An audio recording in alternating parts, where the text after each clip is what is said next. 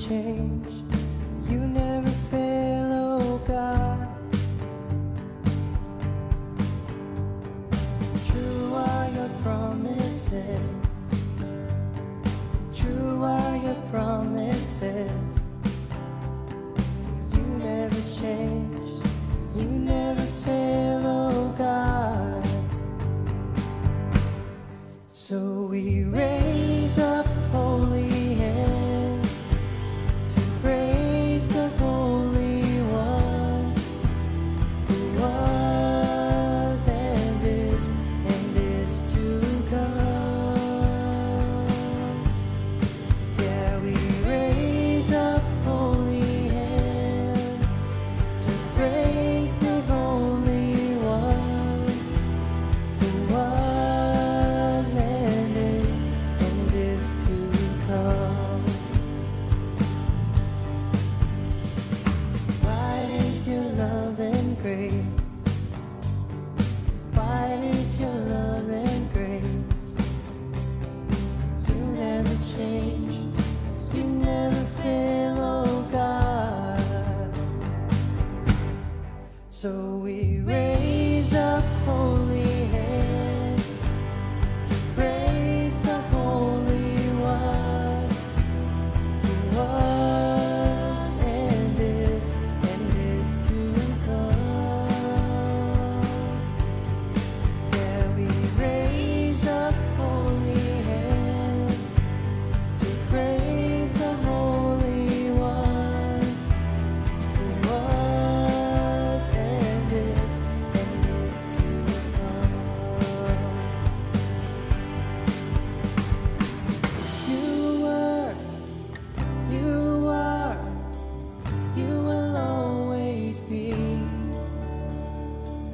You were, you are, you will always be. You were, you are, you will always be. You were, you are, you will always be. So we raise up holy hands to praise the Holy One who was and is to come.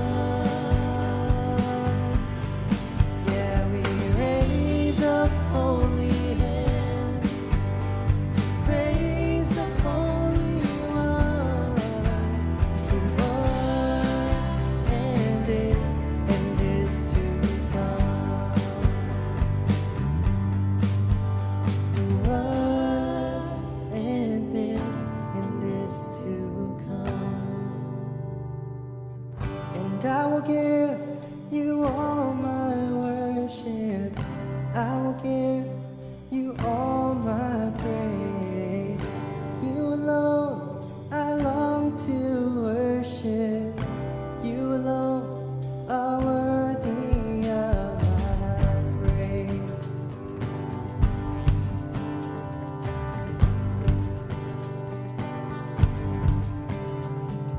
I will worship with all of my heart. I will praise you with all of my strength. I will seek you all of my days. I will follow all of your ways. And I will give you all my worship. And I will give you all my praise. You alone I long to worship. You alone are worthy of my praise. I will bow down,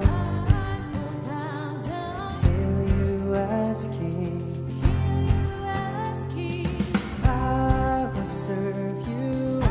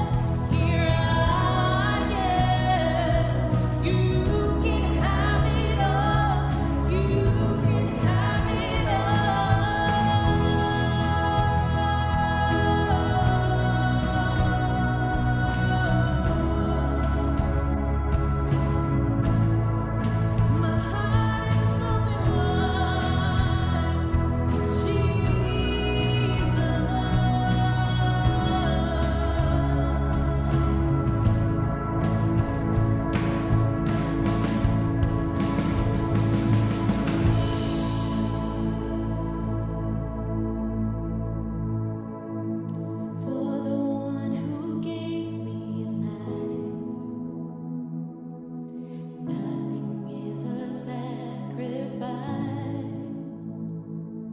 Oh, use me how you want to, God.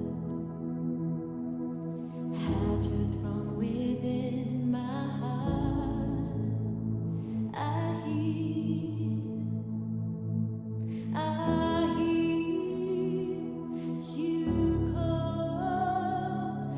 I am available. I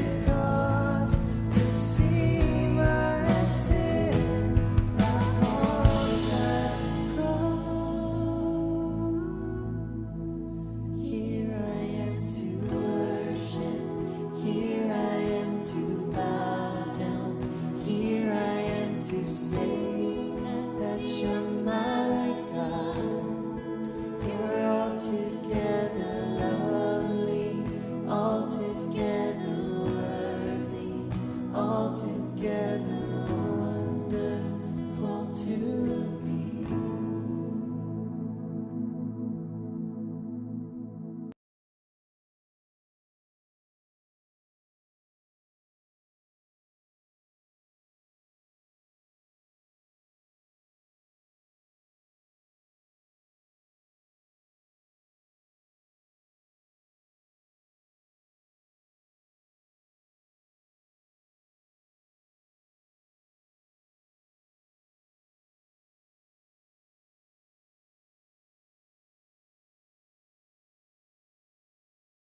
Our offertory prayer. Holy Heavenly Father, we thank you for this day set apart for worship. We thank you for the opportunity of coming together with God's people, that we might pray together and join together in praising you in song and worship. We come now bringing tithes and offering to express our love and our desire that others might come to know your love through Jesus Christ our Lord. Amen. Praise God from whom all blessings flow. Praise Him, all creatures here below. Praise Him above ye heavenly host.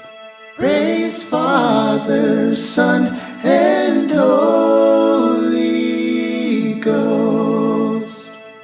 Amen.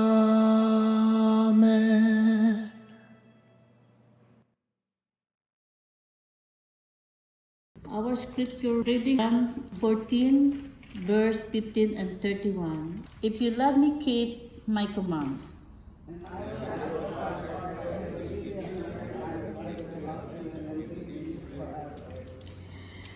The Spirit of truth, the world cannot accept him, because it neither sees him nor knows him, but you know him, for he lives with you and he will be in you.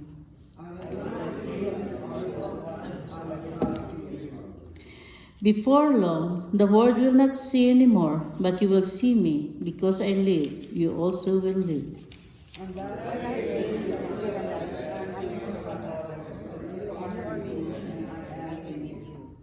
Whoever has my commands and keep them is the one who loves me. The one who loves me will be loved by my Father, and I too will love them and show myself to them.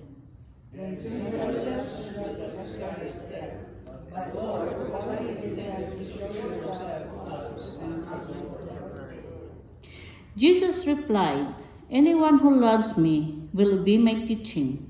My Father will love them, and he will come to them and make our home with them.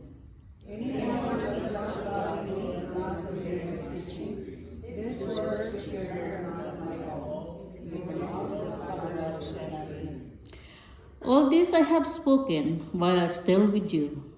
But the Advocate, the Holy Spirit, whom the Father will send in my name, will teach you all things and will remind you of everything I have said to you. Peace I leave with you, my peace I give you. I do not give to you as the world gives. Do not let your hearts be troubled, and do not be afraid.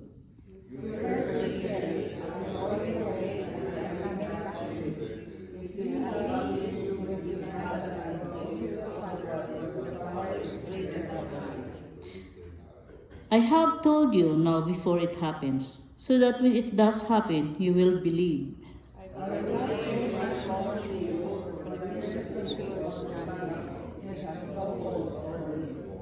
Let's read all together. But it comes so that the world may learn that I love the Father and do exactly what my Father has commanded me. Come, let us leave.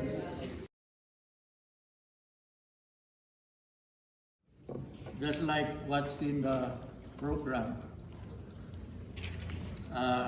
the title of my message for today is Understanding the Holy Spirit.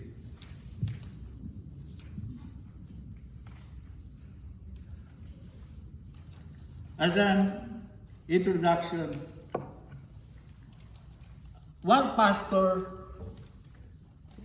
once remarked, one of the most outstanding historical aspects of early Christianity is the pivotal role that Christ's apostles played.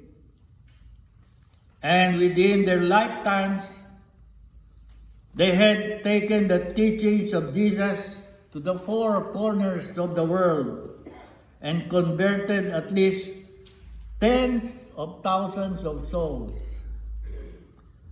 This is an amazing thing when you consider that these men were not well educated. What is their work? They were just fishermen. They were not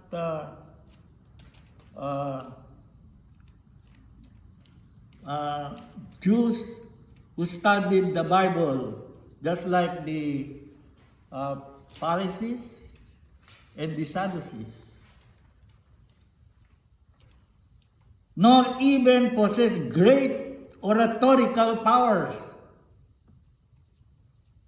You know how fishermen speak, especially if they're not well versed to what the Bible says. Indeed, it is very incredible when we acknowledge just how confused and cowardly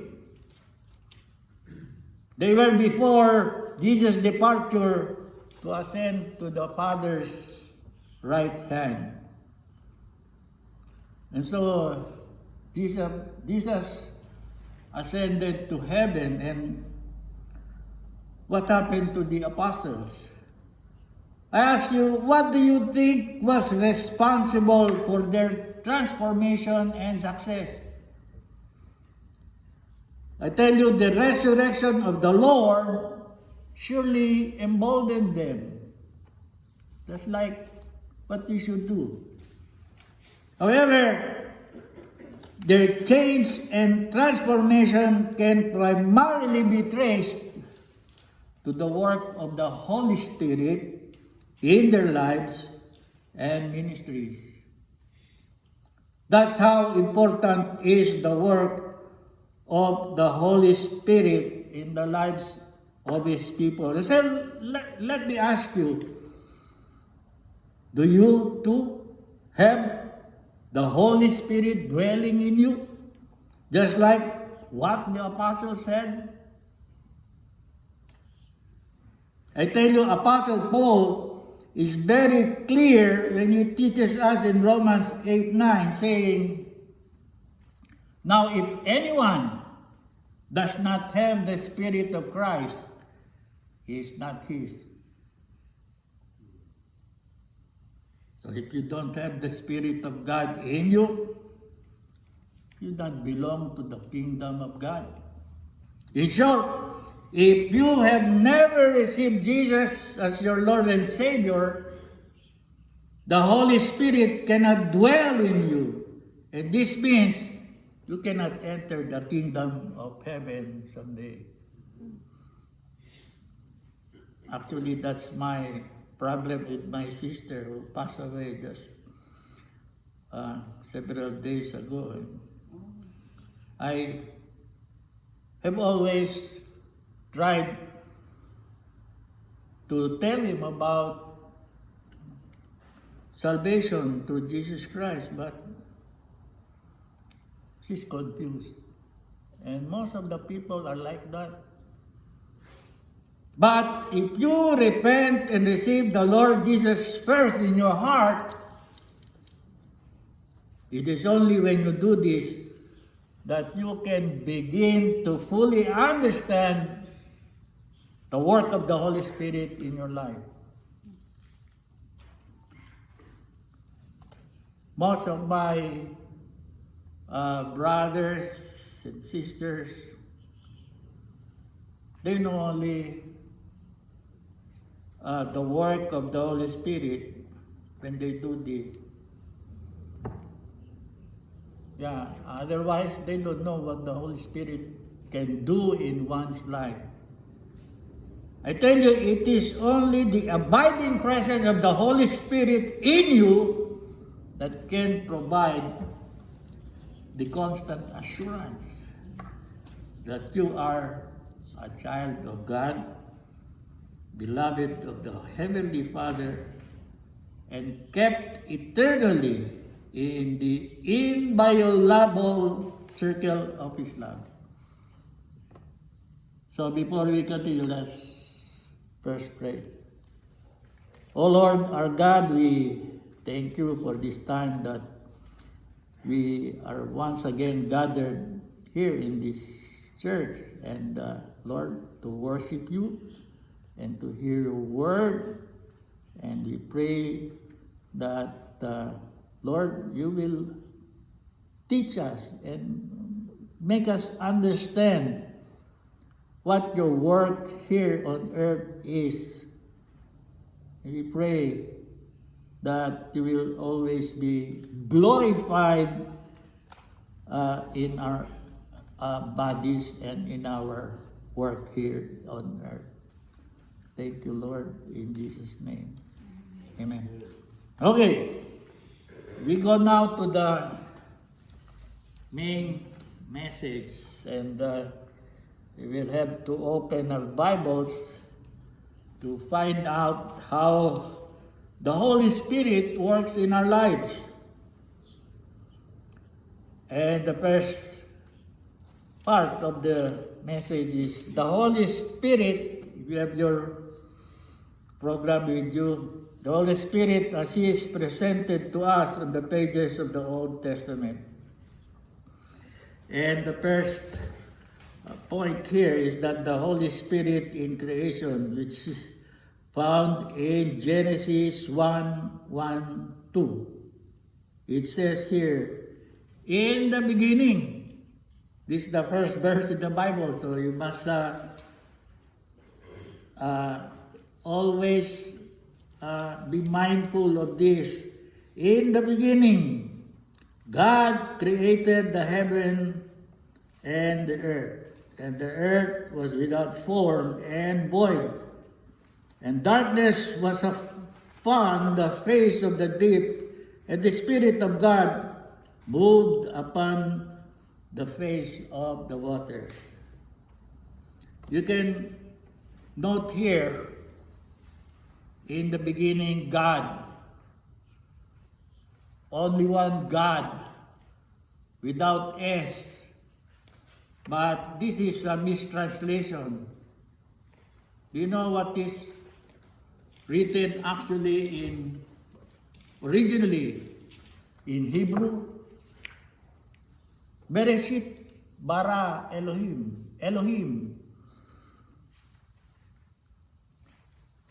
The sentence construction of Hebrew is, the verb is first mentioned before the subject. That's why Bereshit, in beginning, bara Elohim. Now, we know the word we have always encountered, Emmanuel. And you know the meaning of Emmanuel? That's a Hebrew word. Emmanuel means with us, God. They have a different sentence construction. So, it doesn't sound good in our ears. So, the translators translate this as God with us. But in the original, it is with us, God. And so, El is God, the singular form of God. In the original, in this Genesis 1:1-2, God, El is not mentioned, it's Elohim. Elohim is the plural form of God. But you can Note here, it's only God. God created. It should be God's, but it will not sound good. So they have translated this as in the beginning, God created the heaven and the earth. And the earth was without form and void, and darkness was upon the deep. And the Spirit of God moved upon the face of the waters. Beruach Elohim, also plural, Elohim. It's not Beruach El. And so, that's the mystery of the Holy Trinity. It's God's, but it doesn't say here. It's only one God. And so in this first reference to the Holy Spirit in the Bible, we find the understanding all of His works and ministries among humankind. The picture of earth that Moses describes here is that it was formless and empty, and there was total darkness.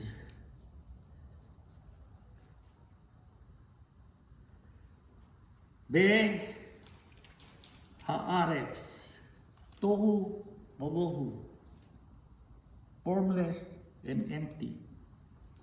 But God, in the person of His Spirit, saw not only what it was, but what it could become. And so the Spirit of God moved.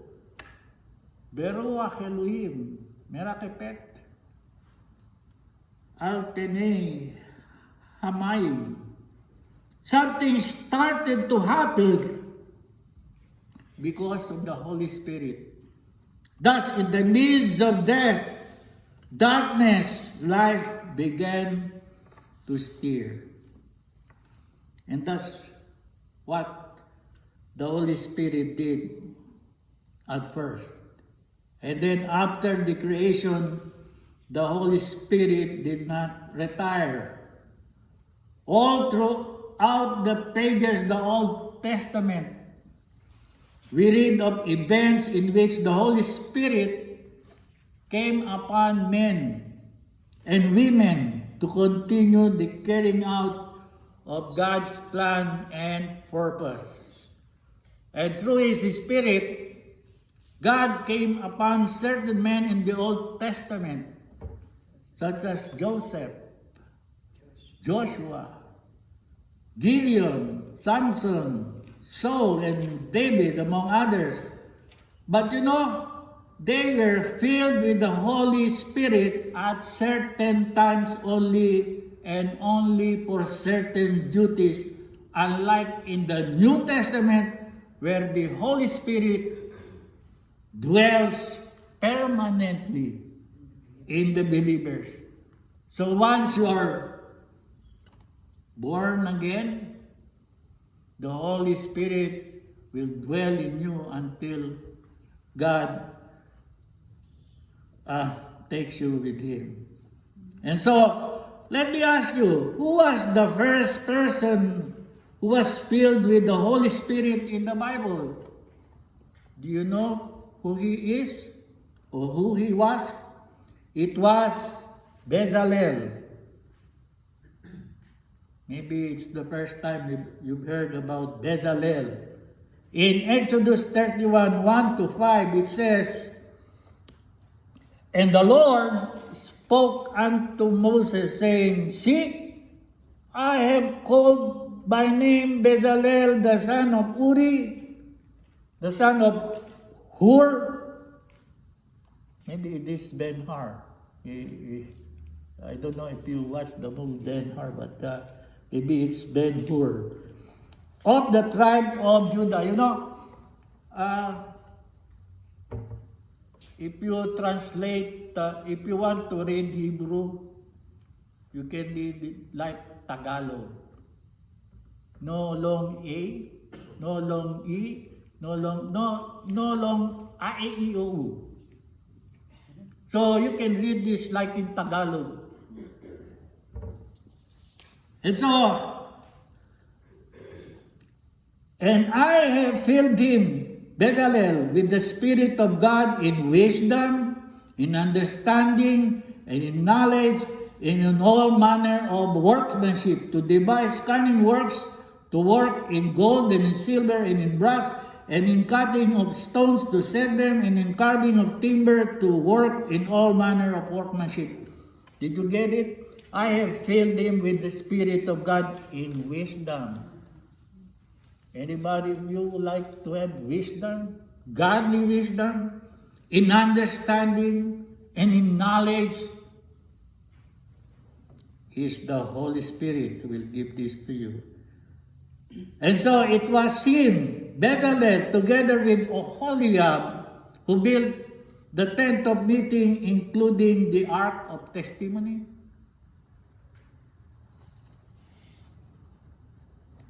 Where you can see the menorah.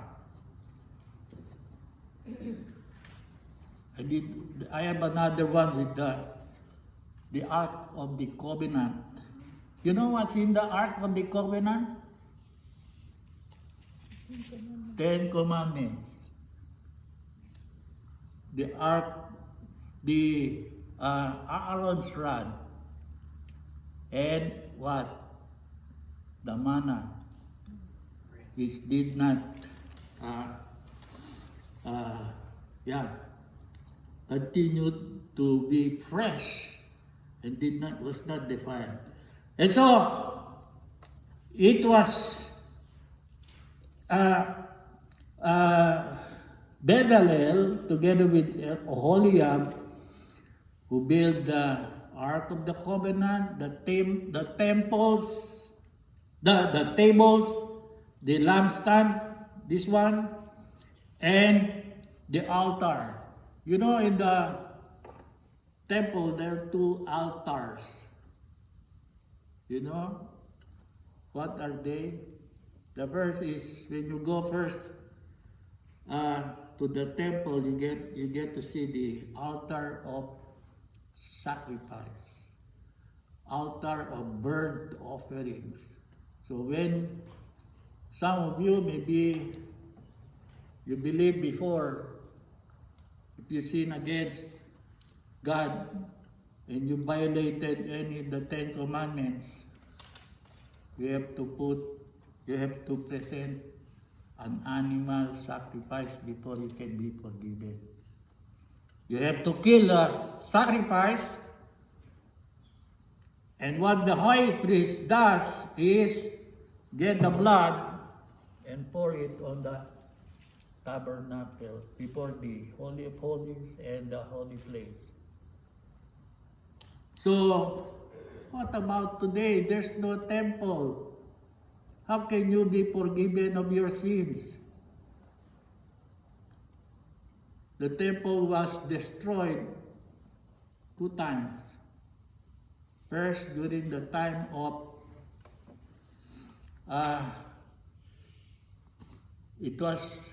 they were defeated by the Babylonians. And then during the time of Jesus, the temple was again destroyed by whom? By the Romans in 70 AD. And you know, before I was very proud, I'm a Roman Catholic. I did not know it was the Romans who destroyed the temple. And up to now, it's still, what is left is just the Wailing Wall. I don't know, some of you went to Israel and you just prayed to the Western Wall. Yeah, so, and then there's another altar. There's in the tent of meeting, there's a holy place and the Holy of Holies. So when you enter, only the priest can enter inside tent of meeting, especially in the first part, in the holy place. We have to light the menorah and put bread on the table. But the holy place, the Holy of Holies, only the high priest can enter there. When? During the Yom Kippur. That's why you hear about the Jews. They have celebration of Yom Kippur. That's the only time the high priest can go inside the Holy of Holies. And he has to offer also his own sacrifice before he can enter inside the Holy of Holies. So, after this, the man was brought into God's school with the Holy Spirit as the schoolmaster. This brings us to the threshold of the New Testament era, and it almost staggers the mind to think about how much more the people of Malachi's day knew about God than Abraham. You know, when Abraham appeared in the Bible, there's a time set about, determined more or less, about 2000 BC, before Christ. And then, when they were defeated by the Babylonians, there appeared several prophets, and one of the prophets is Malachi. That's about 400 BC. And then when did Jesus come? 46 BC. So more or less 400 years. So those people, those are the last prophets in the Old Testament, Malachi and another one. So they knew what happened from the time of actually Moses, Abraham and Moses, and then David and everybody else. And now, there was silence for 400 years. It seemed as if God did not do anything. But we know that God is preparing for His next move. And in letter B, the Holy Spirit in the Gospels and on the day of Pentecost. And it says in John 3:34 to 35, for he whom God had sent speaketh the words of God, for God giveth not the Spirit by measure unto him. The Father loveth the Son, and hath given all things into his hand. And so, with the coming of Christ, we see a revelation of the Spirit of God that was never found in the Old Testament. In Christ, in whom there was no trace of sin or human hindrance, the Holy Spirit was able to work in mighty power and freedom. Where Jesus said, for he whom God has sent speaketh the words of God, for God giveth not the Spirit by measure unto him. And so Jesus possessed the Spirit of God without measure. I tell you, the total fullness of the deity of God dwelt in the body of Christ.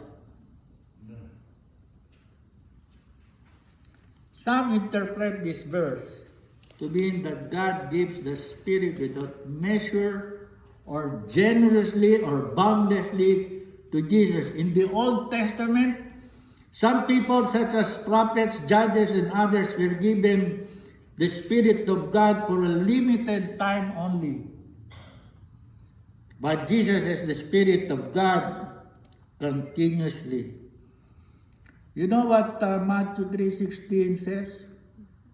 It says here, as soon as Jesus was baptized, you remember that?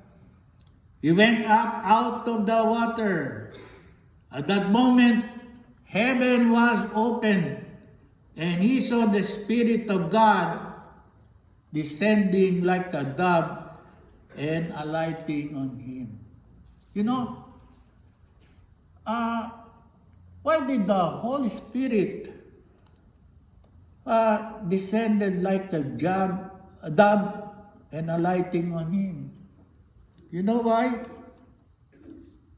Because we know in Philippians 2:7, it says here, Jesus emptied himself. He had no power. Just like us, he became just an ordinary human being. But it was the Holy Spirit who gave him the power. And we know, if you have the Holy Spirit in you, you also have the what? The power. And just before his death, Jesus promised that he would send another comforter. In John 14:16, which we read a while ago, it says, "And I will pray the Father, and he shall give you another comforter, that he may abide with you forever." So this Holy Spirit will give comfort to you anytime you have a problem. But in some translation, the Holy Spirit is our helper. He told them that this helper had been with them, but soon he would be in them. The word that was actually used in original Greek. You know, the New Testament was written in what language? Greek. Not Latin, Greek. It was written in Greek and what's the other term? There's another language. It's like the Old Testament was written in Hebrew and Aramaic. And so the New Testament was written in Greek and Aramaic. Aramaic is more or less similar to Hebrew.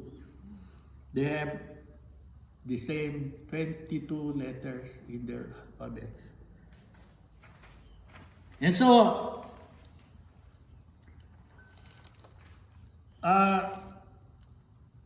in Greek, the helper is called originally as parakleton, which means to call somebody alongside. And what is the helper, comforter supposed to do when you call upon him alongside of you? John MacArthur is a popular preacher. He commented that we can always call the comforter alongside of us. He is somebody who has more wisdom, more truth, more power, more experience, more knowledge than you can have. I tell you, he is not somebody less than you, but the Holy Spirit is infinitely more than you on all levels of capability. That's why the role of the Holy Spirit is not just as a comforter, but even beyond that, which is to help us. So when you have a problem, you call the Holy Spirit. He's in you, and he will help you. And next, 3 major things happened on the day of Pentecost in relation to the Holy Spirit. First, he became the resident presence of God in the world until the end of the age. He took up his abode in the believers, in the bodies of the believers whom Paul called the temples of the Holy Spirit. If you are a true Christian, the Holy Spirit dwells in you. You are God's temple. So the God resides in the holy place, and the Holy of Holies which are both inside you.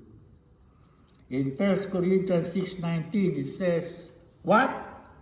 Know ye not that your body is the temple of the Holy Spirit which is in you, which ye have of God, and ye are not your own? So once you become a Christian, your body is not anymore yours. It's the Holy Spirit's temple. Second, this thing happened on the day of Pentecost, which was the beginning of the formation of a new body or organism, which is called the what? The church. There was no church before the Holy Spirit came to those people in the New Testament. Then, the Jews, of course, they have synagogue. You know, the synagogue, because the temple was destroyed in 586 BC. All of them were on exile in Babylon. They were far away from the temple. This is why what they did, they will always face to the east where the temple used to be. And they built the synagogue so they can also worship, because they had no temples in Babylon. So that's why in the New Testament you can see, oh, synagogue, what is this? But it's a term they called kahal. And the church is like that. Only most of these are initially, most of them are Jews.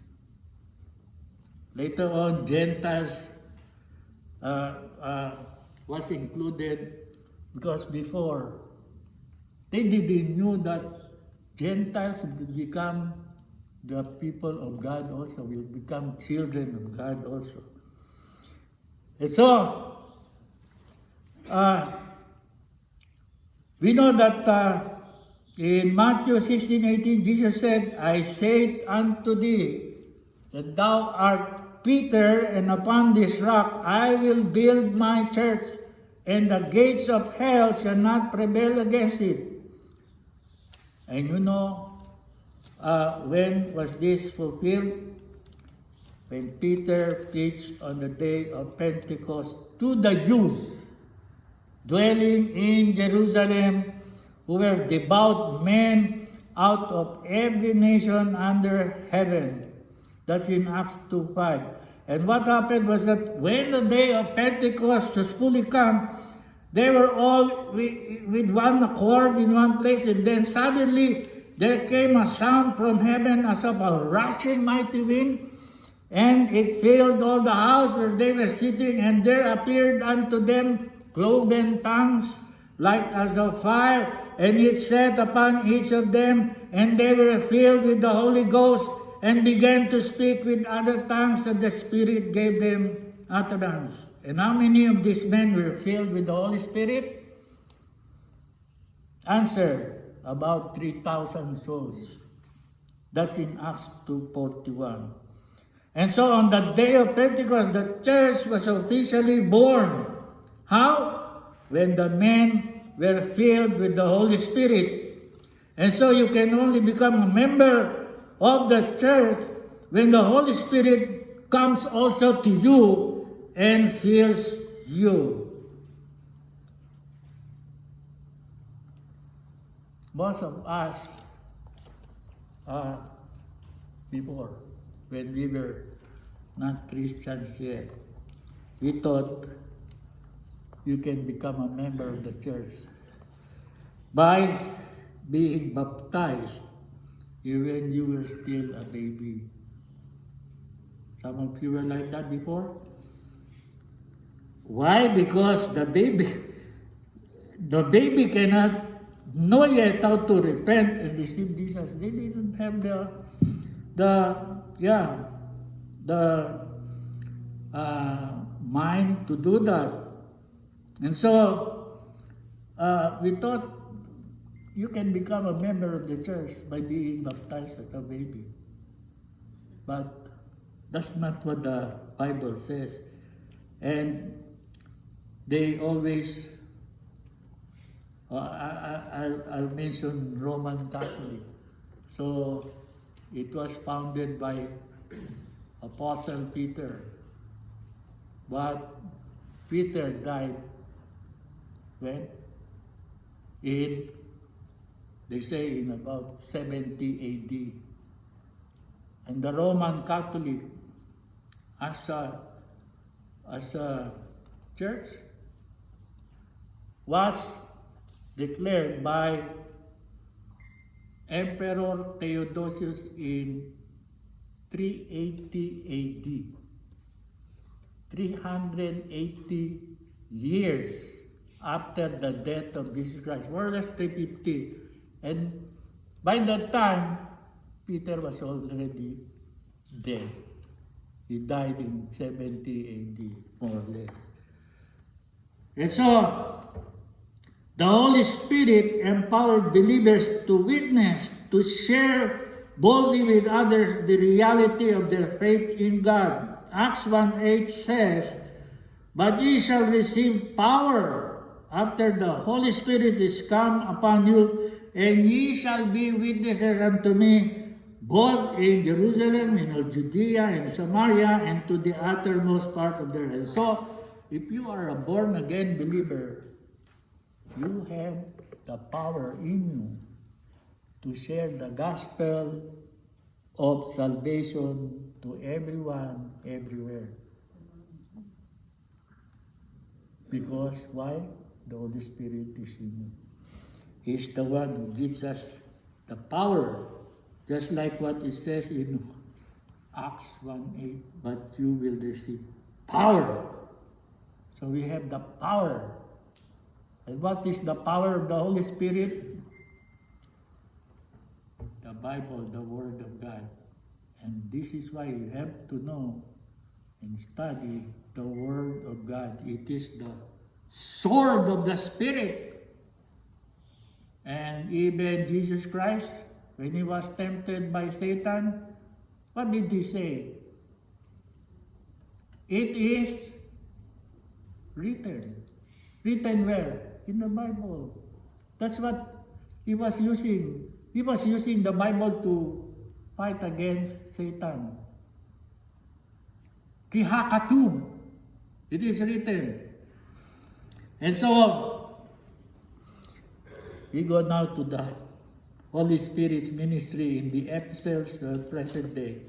John 3:5-6 says, Jesus answered, "Verily, verily, I say unto thee, except a man be born of water and of the Spirit, he cannot enter into the kingdom of God. That which is born of the flesh is flesh, and that which is born of the Spirit is spirit." The first thing we need to know is that the Holy Spirit has a ministry to unbelievers. There is no way unbelievers could know that they are lost and in need of a Savior apart from the Holy Spirit who opens their eyes to that fact. And so, what does this say to us? The Holy Spirit is the divine mover. He is the agent in the Godhead who moves a holy, all-powerful God towards sinful humankind. And simultaneously, the Holy Spirit moves sinful humans toward God. You know, every time the preacher, the pastor, invites people to come forward, those who want to receive Jesus Christ, when anyone comes before the altar and receive Jesus Christ, it's actually the Holy Spirit who is who has started to regenerate that person. It was not an instant decision. It was the Holy Spirit was already starting to work in his life. And so, the Holy Spirit is also the one who brings about the new birth. Just as what Jesus said, saying, except a man be born of water cannot enter into the kingdom of God. What else did Jesus say? And he said, that which is born of the Spirit is Spirit. And so, the Holy Spirit has a ministry to believers. He reveals God's will to them for their lives. He makes the scriptures come alive. And that's what we read here. The advocate, whom the Father will send in my name, he will teach you. You know who is the teacher? Sometimes the pastor, but it's actually the Holy Spirit who is teaching you to understand, to know, and Lord put this into action. And so,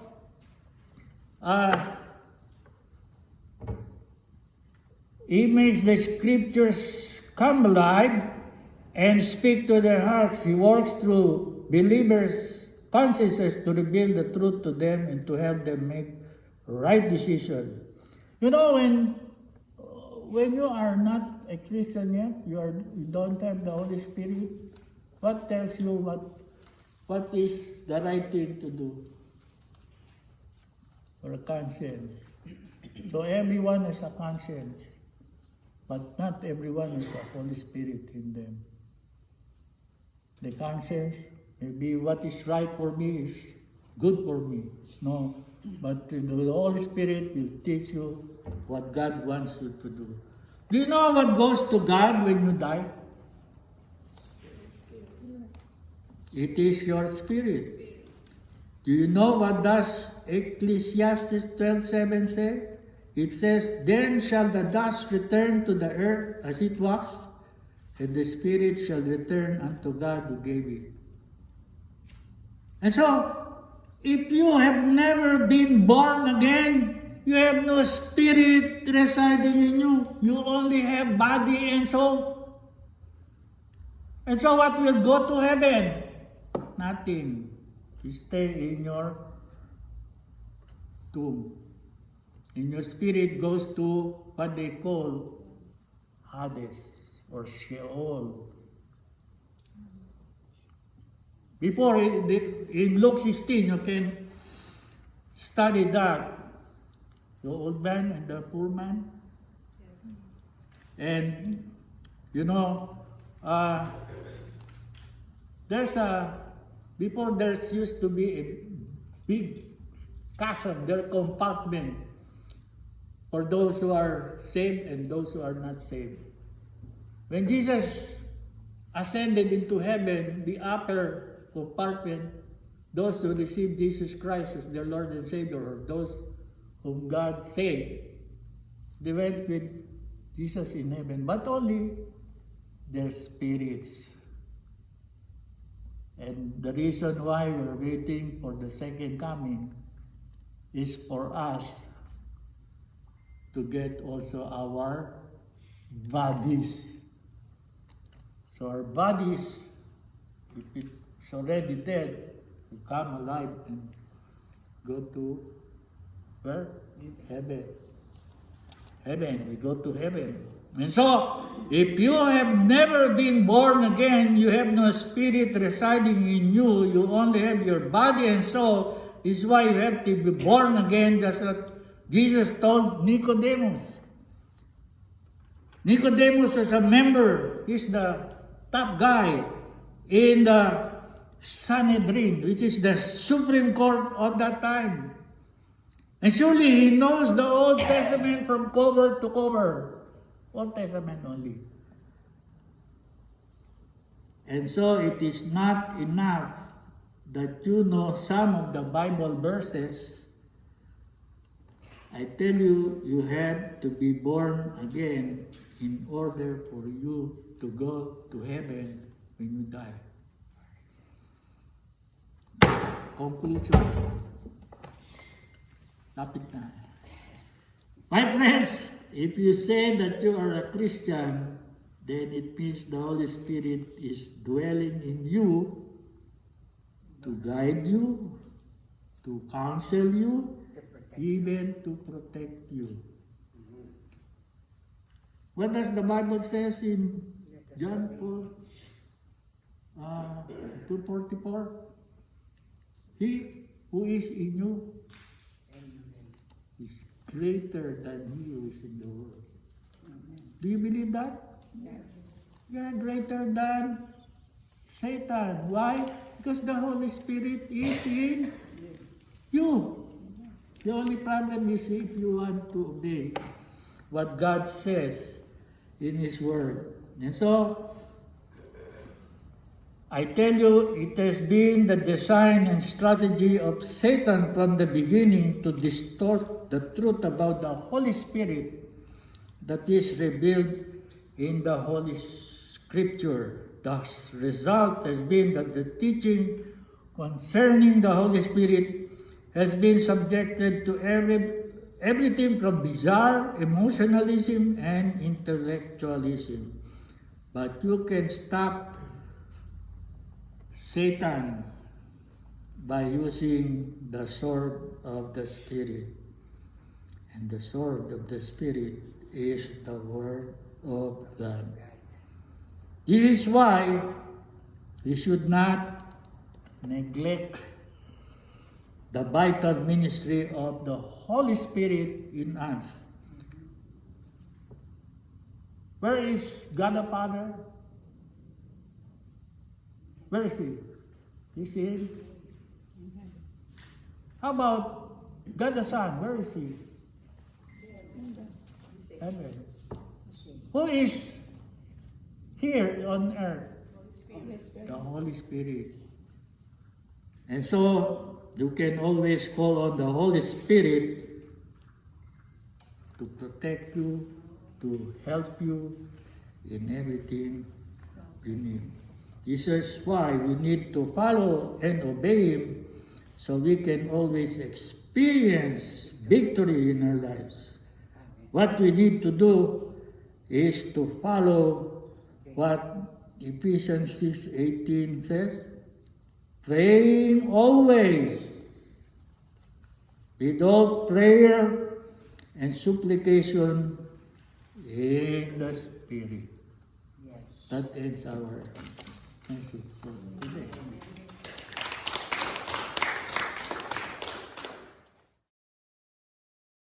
For benediction is in Numbers 6:24-26.